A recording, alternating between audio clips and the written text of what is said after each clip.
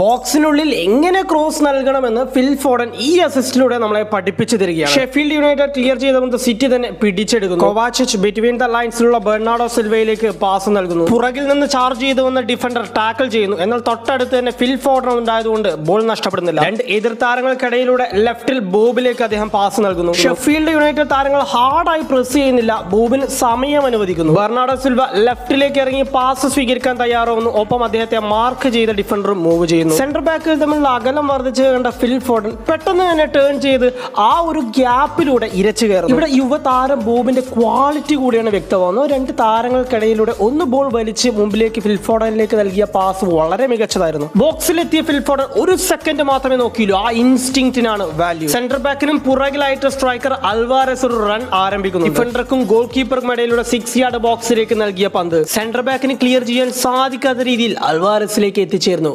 Goal.